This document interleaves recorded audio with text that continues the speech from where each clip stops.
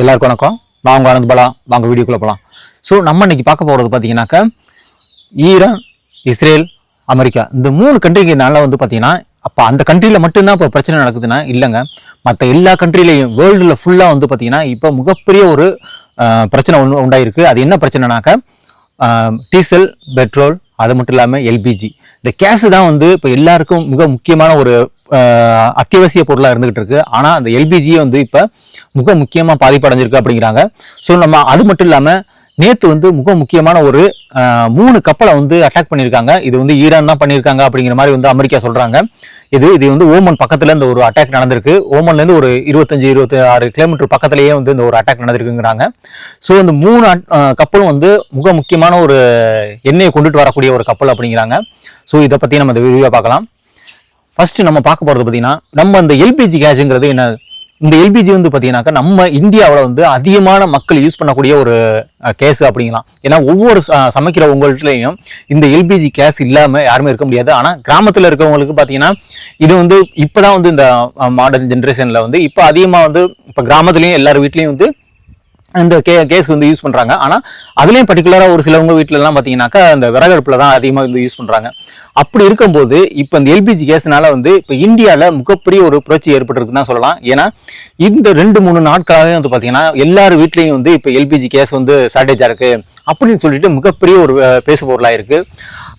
இப்போ பாத்தீங்கன்னா அது கர்நாடகாவில் மிக முக்கியமான ஒரு இடத்துல பாத்தீங்கன்னா பெங்களூர்ல ஹோட்டல்ல உள்ள கேஸே இல்லை அப்படிங்கிற மாதிரி சொல்லிட்டு அந்த ஹோட்டலே க்ளோஸ் பண்ணியிருக்காங்க அப்படிங்கிறாங்க. ஸோ பர்டிகுலராக இப்போ சென்னையில இருக்கட்டும், ஹைதராபாத்தாக இருக்கட்டும், பெங்களூரு, மும்பை இந்த மாதிரி மிகப்பெரிய சிட்டிகளில் இருக்கிற எல்லா ஹோட்டல்களுமே இப்போ பாதிப்படைஞ்சிருக்குங்கிறாங்க. பர்டிகுலராக இதில் நிறைய குற்றச்சாட்டுகள்லாம் இருக்கு. என்னென்ன குற்றச்சாட்டுகள்னு பார்த்தீங்கன்னா மிகப்பெரிய ஹோட்டல்கள்லாம் என்ன பண்ணிட்டாங்கன்னா அவங்களோட கேஸ் எல்லாம் ஸ்டோர் பண்ணி வச்சுட்டாங்க. ஸோ அந்த ஸ்டோர் பண்ண வச்சனால மற்ற சின்ன சின்ன கடைகள்லாம் இருக்கு பார்த்தீங்களா, இப்போ ரோட்டோர கடைகள்லாம் இருக்கு. இப்போ அந்த கடைகளுக்கு தான் மிகப்பெரிய ஒரு பாதிப்பு ஏற்படுத்திருக்கு. ஏன்னா இப்போ அவங்க எடுக்கிறவங்க எல்லாம் ஒரு கேஸ் 2 கேஸ் தான் எடுப்பாங்க. ஆனால் எல்லாரும் அதிகமான கேஸ் யாரும் எடுக்க மாட்டாங்க. ஸோ அப்படி இருக்கும்போது அவங்களுக்கு தான் இப்போ பாதிப்புகள் அதிகமாக இருக்கு அப்படிங்கிற மாதிரி சொல்லப்படுறாங்க. அதை விட மிக முக்கியமா வீட்டில் உள்ளவங்களுக்கு எத்தனையோ பேர் பார்த்தீங்கன்னா வீட்டில் அவங்களுக்கு சமைக்கிறதுக்கு இந்த கேஸ் தான் மிக முக்கியமாக இருந்துகிட்டு இருக்கு. ஸோ இந்த கேஸ் பார்த்தீங்கன்னா 5 kg அப்படிம்பாங்க, அதாவது ஹோம் யூஜேஸ். ஸோ இந்த வீட்டில் யூஸ் பண்ணுற அந்த கேஸ் பார்த்தீங்கன்னா 5 kg தான் யூஸ் பண்ணுவாங்க. அடுத்து பார்த்தீங்கன்னாக்கா அந்த கடைகளுக்கெல்லாம் யூஸ் பண்ணுறது அது ஒரு 13 kg 14 kg இந்த மாதிரி இருக்குங்கிறாங்க. அது மட்டும் இல்லாமல் இந்த இதில் பார்த்தீங்கன்னாக்கா இண்டஸ்ட்ரியல் யூசேஜுக்கு அதுக்கு பார்த்தீங்கன்னாக்கா 47.5 kg பார்த்தீங்கன்னா இந்த இருக்கும் அப்படிங்கிற மாதிரி சொல்லப்படுறாங்க.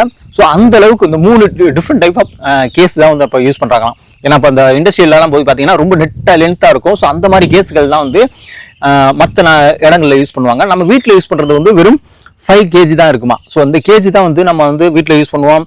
ஒரு மாசத்துக்கு ஒரு தடவை போய் எடுக்கிறவங்களா இருக்கட்டும், இல்லைன்னா புக் பண்ணி போய் எடுப்பாங்க. ஸோ புக் பண்ணாலும் இப்போ புக்கிங்ல புக் ஆக மாட்டேங்குது அப்படிங்கிற மாதிரி சொல்லப்படுறாங்க. ஏன்னா இந்த கேஸுனால ஆனா இப்போ நம்ம இந்தியன் கவர்மெண்ட் இப்போ என்ன சொல்லியிருக்காங்கன்னா இல்லை, இதனால தட்டுப்பாடுகள் எதுவுமே இருக்காது. ஏன்னா அதுக்கு உண்டான ஏற்பாடுகள் எல்லாம் இப்போ இந்தியன் கவர்மெண்ட் பண்ணிட்டு இருக்காங்களாம். ஸோ அது மட்டும் இல்லாமல் நேற்று ஒரு முக்கியமான ஒரு அறிவிப்பு வந்திருக்கு. அது என்ன அறிவிப்புலன்னா இந்தியன் கவர்மெண்ட்ல இருந்து இந்த புக்கிங் பண்றாங்கல்ல. ஸோ புக்கிங் பண்றது அவங்களுக்கு 25 நாளைக்குள்ள யாராவது மறுபடியும் புக்கிங் பண்ணாங்கன்னா அவங்களுக்கு கேஸ் கொடுக்க மாட்டாங்களாம். ஸோ அந்த புக்கிங் 25 நாளைக்கு அப்புறம் தான் நீங்க புக்கிங் பண்ணி அந்த ஒரு கேஸை ஆர்டர் பண்ண முடியுமா. ஸோ அந்த மாதிரி எல்லாம் ஒரு சில ரூல்ஸ் அண்ட் ரெகுலேஷன் இப்போ இந்தியன் கவர்மெண்ட் கொண்டாந்துருக்காங்க. ஸோ இந்த கேஸுங்கிறது என்ன. ஸோ நம்ம இப்போ ஊர்லலாம் இருக்கிறாங்க. இப்போ ஊர்ல இருக்கும்போது இப்போ வில்லேஜில் கண்டிப்பாக கேஸ் இல்லாமல் நம்ம சமைக்க முடியும். ஏன்னா விறகு இருக்கும்போது விறகு வச்சு நம்ம இப்போ சமைக்கலாம். ஆனால் டவுன் எடுத்துக்கிட்டிங்கனாக்கா சிட்டி சைடில் கண்டிப்பாக அது முடியாது. அது சாத்தியம் இருக்குமாங்கிறது இல்லை. ஏன்னா எல்லாம் இருக்கிறவங்களாம் ஒரு சிலவங்களாம் பார்த்தீங்கன்னாக்கா வாடகை வீட்டில் இருக்கிறவங்களாம் இருக்கிறாங்க. ஸோ வாடகை வீட்டில் இருக்கிறவங்களுக்கு கண்டிப்பாக அவங்களுக்கு விறகடுப்பை யூஸ் பண்ணி சமைக்கணுங்கிறது ரொம்ப பாசிபிலிட்டி கிடையாது.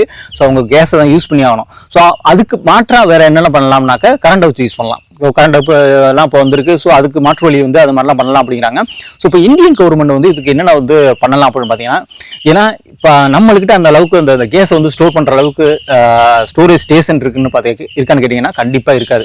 ஏன்னா அந்த அளவுக்கு நம்மளோட உள்ள கெப்பாசிட்டி இருக்காதுன்னு தான் சொல்றாங்க. ஸோ நம்மளுக்கு ஒரு சில இதை அந்த எவ்வளவு நம்ம ஸ்டோர் பண்ணி வச்சுக்க முடியும். ஸோ ஏன்னா அந்த போர் இன்னும் எவ்வளவு நாள் நீடிக்கும் அப்படிங்கிற மாதிரி தெரியல. ஏன்னா ட்ரம்ப் சொல்லிட்டு இருக்காரு, இல்லை கொஞ்ச நாள் முடிச்சிடலாம் அப்படிங்கிற மாதிரிலாம் சொல்றாரு. ஆனா இது முடிக்கிற மாதிரி தெரியல. ஏன்னா இப்போ அந்த ஈரானோட சுப்ரீம் லீடர் வந்து ஒருத்தவங்க தேர்ந்தெடுத்திருக்காங்க. யாரும் இதுக்கு முன்னாடி வந்து அலி கமோனி வந்து இறந்து போனாங்க பார்த்தீங்களா. ஸோ அவங்களோட பையன் வந்து முஸ்தபா கமோனிங்கிறவங்க வந்து இப்போ வந்து ஜாயின் பண்ணியிருக்காங்க. அவங்களோட ஒரு ஏன்னா ஆல்ரெடி வந்து அவர் ஒரு ஆர்மியில இருந்தவராம். ஸோ அப்படிங்கும்போது அவர் வந்து கண்டிப்பா இதோட உள்ள நுட்கலாம் தெரியும். கண்டிப்பா அதை வந்து அவர் விட்டுட்டு போற மாதிரி தெரியல. இப்போ வந்து அதிகமான அட்டாக் பண்ற மாதிரி சொல்லிட்டு இருக்காங்க. ஸோ இதை விட இன்னொரு ஒரு நேற்று வந்து இது நடந்து இங்கே வந்து வருது. நம்ம எப்படி வந்து நம்மளுக்கு வந்து யூஸ் பண்றோம்னு பார்த்தீங்கன்னா வேற எங்கேயும் இல்லைங்க, வெறும் 1500 கிலோமீட்டருக்குள்ள இருக்கிற கல்ஃப் கண்ட்ரிலேருந்து நம்மளுக்கு வந்து அதிகமான கேஸ் வருது. ஸோ பக்கத்தில் இருக்கிற ஒரு கண்ட்ரிலேருந்து நம்மளுக்கு கேஸ் வருது. ஆனால் 1000 கிலோமீட்டருங்கிற தூரம் தான். அந்த தூரத்துலேருந்து வர்றதுல வந்து பார்த்தீங்கன்னா ஓமன்லேருந்து சவுதி அரேபியா, யுஏஇ, கத்தார் இந்த மாதிரி நாடுகள்லேருந்து அங்கேருந்து எல்பிஜி கேஸ் நம்மளுக்கு வருது. ஆனால் அந்த கேஸ் எல்லாம் வர்ற இடம் பார்த்தீங்கன்னாக்கா வேற எங்கேயும் இல்லை, அந்த ஸ்டேட் ஆஃப் ஹார்மோஸ்னு சொல்லிட்டு ஒரு இடம் இருக்கு, எங்க ஈரானுக்கும் அந்த வளைகுடா நாடுகளுக்கும் பக்கத்துல. ஸோ அந்த இப்போ போர் வந்ததுக்கு அப்புறம் என்ன பண்ணிட்டாங்கன்னா, இப்போ ஈரான் என்ன பண்ணிட்டாங்க, ஸோ நீ என்ன அடிக்கிறியா அப்படின்னு சொல்லிட்டு அந்த ஸ்டேட் ஆஃப் ஹார்மோஸ் வந்து இப்போ அவங்க வந்து அவங்க கண்ட்ரோலில் வச்சிருக்காங்க. ஸோ அந்த கேட்கலாம், ஆனந்த் நீ இதை வந்து எப்படி வச்சுக்க முடியுமா, ஏன்னா அது வந்து ஒரு பொதுவான ஒரு வழித்தடம். ஸோ அப்படிங்கும்போது அவங்க எப்படி அதை வச்சுக்க முடியும் அப்படின்னு பார்த்தீங்கன்னா, இப்போ வந்து அது அவங்க என்ன போர் தான் அது. ஸோ போர் இருக்கும்போது அவங்க என்ன சொல்லுவாங்க, அவங்க கண்ட்ரோலில் வச்சுக்கிற முடியாது, ஆனால் அவங்க வந்து ஸ்ட்ரெயிட்டாக நான் அடிப்பேன், இது ஏன் இடம் தான், நான் இது கண்ட்ரோலில் வச்சுக்கிருவேன் அப்படின்னு சொல்லிட்டு அவங்க வந்து இந்த வழித்தடத்தில் போகிறதுக்கான வாய்ப்புகள் யாருமே கிடையாது அப்படிங்கிற மாதிரி சொல்லியிருக்காங்க. இதில் ஒருத்தவங்களுக்கு மட்டும் ஒரு அனுமதி கொடுத்துருக்க மாதிரி சொல்லியிருக்காங்க. அவங்க யாருனாக்க வேற யாரும் இல்லை, சைனா. ஏன்னா சைனா ஆல்ரெடி வந்து அவங்க வான் பண்ணியிருந்தாங்க, ஏன்னா யாரும் வந்து ஈரானை அடிக்கக்கூடாது அப்படின்னு சொல்லிட்டனால இப்போ அவங்களுக்குள்ள ஒரு அண்டர்ஸ்டாண்டிங் வந்திருக்கு. ஏன்னா பர்டிகுலராக ஒரு சில ரூமர்லாம் போயிட்டு இருக்கு, ஏன்னா அவங்க தான் வந்து ஆயுதங்களை கொடுத்துக்கிட்டு இருக்காங்க அப்படிங்கிற மாதிரி ஒரு ரூமர்லாம் போயிட்டு இருக்கு. இருந்தாலும் இந்த ஒரு சுச்சுவேஷன்ல சைனாவுக்கு மட்டும் ஒரு அனுமதி கொடுத்துருக்காங்கன்னா, சைனாவோட கப்பல் மட்டும் போனா அங்கேயே அட்டாக் நடக்காதான், ஆனா மற்ற எந்த கப்பல்கள் போனாலும் அட்டாக் நடக்கும் அப்படிங்கிற மாதிரி வந்து சொல்லியிருக்காங்க. இது இந்தியாவுக்கு மட்டும் இல்லை, ஸ்ரீலங்காவாக இருக்கட்டும், பங்களாதேஷாக இருக்கட்டும், பாகிஸ்தானாக இருக்கட்டும், சிங்கப்பூரா இருக்கட்டும், மலேசியாவா இருக்கட்டும், இந்த மாதிரி இருக்கிற எல்லா கண்ட்ரி, ஆஸ்திரேலியாவா இருக்கட்டும், எந்த கண்ட்ரிலேருந்து அந்த ஆயில் எடுத்துகிட்டு போனாலும் அவங்க வந்து அட்டாக் பண்ணுவோம் அப்படிங்கிற மாதிரி வந்து இப்போ வந்து சொல்லியிருக்காங்க. ஸோ இதுதான் வந்து பார்த்தீங்கன்னா இப்போ அதிகமாக வந்து இப்போ இந்தியாவில் அதிகமாக பரபரப்பாக பேச இப்போ என்ன பண்ணிட்டாங்கன்னாக்கா, நேற்று வந்து 3 கப்பலை வந்து அட்டாக் பண்ணியிருக்காங்க. யாரு ஈரான் பண்ணி, இப்போ யார் பண்ணாங்கன்னு போகிறேன், யார் வந்து பொறுப்பேற்கலாம் அப்படிங்கிற மாதிரி சொல்லப்படுறாங்க. இந்த கப்பல் வந்து இந்தியாவுக்கு வரக்கூடிய ஒரு கப்பல் அப்படிங்கிற மாதிரி சொல்லப்படுது. ஸோ இந்த கப்பலில் வந்து அதிகமான எண்ணெய்கள் இருந்திருக்கிறதாகவும் சொல்றாங்க. ஸோ இந்த எண்ணெய் கப்பல் வந்து இப்போ தாக்கப்பட்டிருக்கு, அதுல இந்தியர்களும் வந்து காயமடைஞ்சிருக்காங்க அப்படிங்கிற மாதிரிலாம் சொல்லப்படுறாங்க. ஸோ அப்படி சொல்லும் போது இதுல வந்து இருக்கிற மற்ற இங்க இருக்கிற கப்பல்ல வேலை பார்ப்பாங்க பார்த்தீங்களா, அப்போ அவங்களெல்லாம் வந்து ரெஸ்கியூ பண்ணி மற்ற இடத்துக்கு வந்து கொண்டுட்டு போயிருக்காங்க அப்படிங்கிற மாதிரி சொல்லப்படுது. ஸோ இப்போ வந்து அந்த இடத்துல ரொம்ப ஒரு முக்கியமான ஒரு சுச்சுவேஷன்ல தான் இருந்துட்டு இருக்கு. ஏன்னா இதனால வந்து ஆல்ரெடி வந்து பார்த்தீங்கன்னா ஸ்ரீலங்காவிலலாம் வந்து பெட்ரோல் பிரைஸ் எல்லாம் வந்து அதிகமாயிருச்சு, பெட்ரோல் காஸ்ட்லாம் வந்து அதிகமாயிருச்சு அப்படிங்கிற மாதிரி சொல்கிறாங்க. ஸோ இப்போ ஸ்ரீலங்காவில் தான் அப்படி இருக்குன்னு பார்த்தீங்கன்னா கிடையாதுங்க. இந்தியாவில் வந்து இப்போ பெட்ரோல் விலை ஏறலை, ஏன்னா ஆல்ரெடி வந்து நம்மளுக்கு ரஷ்யா வந்து அவங்க வந்து ஆயிலை கொடுக்குறோம் அப்படின்னு சொல்லிட்டு அவங்க ஆல்ரெடி வந்து வந்துகிட்டு இருக்கு, அந்த கப்பல் வந்துகிட்டு இருக்கு அப்படிங்கிற மாதிரி சொல்லப்படுறாங்க. ஸோ அதுவும் மட்டும் இல்லாமல் இப்போ அமெரிக்காவிலேருந்து வந்து பார்த்தீங்கன்னா 2-3 கப்பல்கள் வந்துகிட்டு இருக்கான். அவங்க உள்ள ஆயில் வந்து ஏதாவது ஆல்ரெடி வந்து ட்ரம்ப் என்ன பண்ணாப்புல வெனிசுலாவை போய் பிடிச்சி வெனிசுலாவில் உள்ள ஆயில் எல்லாம் வந்து எடுத்துக்கிட்டு இருக்காங்க. ஸோ அவங்க ஆயில் வந்து இப்போ வந்து இந்தியாவுக்கு வந்துகிட்டு இருக்கு அப்படிங்கிற மாதிரி சொல்றாங்க. ஆனால் இந்த போர் இன்னும் வந்து 2-3 வாரம் நீடிச்சுன்னா இது வந்தாலும் பிரயோஜனம் கிடையாது. கண்டிப்பாக வந்து டீசல் பெட்ரோல் விலை ஏறுறதுக்கான வாய்ப்புகள் இருக்கு. ஏன் டீசல் பெட்ரோல் விலை ஏறுனுச்சுனாக்க, இங்கே இருக்கிற தக்காளியிலேருந்து வெங்காயத்துலேருந்து நம்ம வாங்குற அன்றாடம் என்னென்ன வாங்குறோமோ அதோட பொருட்கள் காஸ்ட் எல்லாமே வந்து ஏறிடும். ஸோ இதை வந்து தடுக்கணும்னா கண்டிப்பாக அந்த போர் வந்து நிற்கணும். ஆனால் அந்த போருங்கிறது வந்து எதுக்குமே சொல்யூஷன் கிடையாது. போருக்கு என்னென்ன பிரச்சனை, நம்ம பக்கத்து நாடுகளுக்கு என்னென்ன பிரச்சனை யோசிச்சா, இப்போ நம்ம நாடுகளுக்கு இப்போ நம்ம நாட்டில் கேஸ் சிலிண்டர் பிரச்சனையாக இருக்குது, நம்மளுக்கு பெட்ரோல் ப்ரைஸ் ஏறிடும் அப்படிங்கிறதுன்னு வந்து நம்ம வந்து இப்போ வந்து பேசிக்கிட்டு இருக்கோம். ஆனால் இந்த கண்ட்ரியில் வந்து போர் நடக்குது பார்த்தீங்களா, அந்த கண்ட்ரியில் உள்ள மக்களோட ஒரு வாழ்வாதாரத்தை நினைச்சா கண்டிப்பா மிகப்பெரிய ஒரு ரொம்ப வருந்துச்சுட்டு இருக்கோம். ஆனா அந்த ஈரான்ல உள்ளவங்க, மற்ற இஸ்ரேலில் உள்ளவங்க, கல்ஃபண்டியில் உள்ளவங்களுக்கெல்லாம் வந்து நம்ம யோசிச்சு பார்த்துருக்க மாட்டோம். அந்த கவர்மெண்ட் சண்டை போட்டுக்கிறாங்க, ஆனா இங்க உள்ள அப்பாவி மக்கள் வந்து சாப்பாட்டுக்கு, அவங்க அடிப்படை வசதிக்கு கூட ரொம்ப கஷ்டப்படுற நிலைமையில அவங்க இருந்துட்டு இருக்காங்க. நம்ம வந்து இப்போ நம்ம நல்லா இருக்கோம், நம்ம சாப்பிட்டுட்டு இருக்கோம், எல்லாம் பண்ணிக்கிட்டு இருக்கோம், நம்மளுக்கு வந்து கேஸ் இல்லாதங்கன்னா நம்ம இவ்வளவு பேசும்போது, ஆனால் இங்கே உள்ளவங்களுக்கு வந்து எவ்வளோ சாப்பாட்டுக்கு எல்லாத்துக்கும் வந்து எவ்வளோ கஷ்டப்படுவாங்க. சின்ன குழந்தைங்கள்லாம் இருக்காங்க, எவ்வளவு வந்து இப்போ 150 குழந்தைங்களுக்கு மேலே வந்து இறந்து போயிட்டாங்க அப்படிங்கிறாங்க. ஸோ இதெல்லாம் வந்து நம்ம கேட்கும்போது வந்து பார்த்தீங்கன்னா இந்த போருங்கிற வந்து எதுக்குமே வந்து நிரந்தர சொல்யூஷன் கிடையாதுங்க.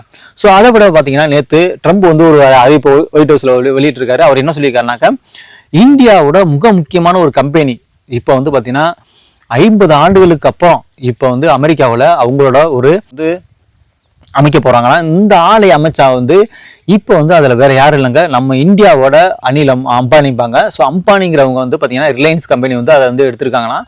ஸோ இந்த ரிலையன்ஸ் கம்பெனி வந்து இப்ப அங்கே வந்து மிகப்பெரிய ஒரு ஆலை வந்து அமைக்க போறாங்களாம். இது வந்து 20 ஆண்டுகளுக்கு வந்து அந்த ப்ராஜெக்டை வந்து கொடுத்துருக்காங்களாம். ஸோ இந்த ப்ராஜெக்ட்ல வந்து ஏன்னா இப்போ வந்து பார்த்தீங்கன்னா இப்போ ஆயில்னால தான் இவ்வளோ பிரச்சனை போயிட்டு இருக்கு. ஆனால் இப்போ அவங்க சைட்ல இருந்து வந்து இப்போ அந்த ஆர்டர் எடுத்திருக்காங்களாம். இவங்க வந்து 20 ஆண்டுகள் வந்து இந்த ப்ராசஸிங் பண்ணுவாங்களாம். அங்கே எண்ணெய் எடுத்து எண்ணெய் சுத்திகரிக்கிறது எல்லா வேலையும் வந்து இப்போ இவங்க தான் பண்ண போறாங்க அப்படிங்கிற மாதிரி சொல்றாங்க. இதை வந்து ட்ரம்ப்பும் வந்து நேற்று வந்து வெளியிட்டிருக்காரு. ஸோ இந்த போர் வந்து கண்டிப்பாக சீக்கிரம் முடியணும். ஏன்னா இப்போ இது முடியுங்கிற ஒரு கண்டிஷன் இருந்தாலும் ஆனால் வந்து ஈரான் வந்து பார்த்தீங்கன்னா எங்கள் மேலே தாக்குதல் நடத்துகிற வரையும் நாங்கள் வந்து சும்மா விட மாட்டோம் அப்படிங்கிற மாதிரி இப்போ வரையும் வந்து சொல்லிட்டு இருக்காங்க. பாப்போம் அவங்க என்ன பண்ண போறாங்கன்னு. அந்த கேஸ்னால வந்து இப்போ எல்பிஜி கேஸ் எல்லாம் வந்து இப்போ என்ன சொல்லிட்டாங்கன்னா உங்களுக்கு 25 நாளுக்குள்ள தான் வந்து எடுத்துக்கணும். அது 20 நாள் மேலைக்கு போனால் தான் நீங்கள் வந்து எடுக்கலாம் வாங்கலாம். நீங்கள் வந்து புக்கிங் பண்ணாலும் அது எல்லாமே வெயிட்டிங்கில் தான் இருக்கும் அப்படிங்கிற மாதிரி சொல்லப்படுறாங்க. ஸோ நம்ம கவர்மெண்ட் வந்து இதை இப்போ என்னென்ன வந்து அதுக்கு உண்டான ஒரு சொல்யூஷனை ஏற்படுத்த போகிறாங்க. அது மட்டும் இல்லாமல் இங்கே இப்போ ஹோட்டல்லாம் நிறைய ஹோட்டல் வந்து மூடிக்கிட்டு இருக்காங்க அப்படிங்கிற மாதிரி சொல்லப்படுறாங்க இந்த கேஸ்னால. பார்ப்போம் அடுத்து என்னென்ன பண்ண போகிறாங்க அப்படிங்கிற மாதிரி. ஏன்னா கத்தார் வேற அறிவிச்சிருக்காங்களா, நான் உங்களுக்கு என்னென்ன கேஸ் வேணுமோ நான் கண்டிப்பாக தரேன் அப்படிங்கிற மாதிரி அவங்க சொன்னாலும் அதை கொண்டுட்டு வர்றதுக்கான வழித்தடங்கள் வந்து இப்போ கிடையாது. பார்ப்போம் என்ன பண்ண போகிறாங்கன்னு. இதை நம்ம வந்து இன்னைக்கு வீடியோவில் பார்க்குற மாதிரி இருந்தால் வாங்க அடுத்த வீடியோவில் பார்ப்போம். நாங்கள் ஆனந்த் பாலா, வணக்கம்.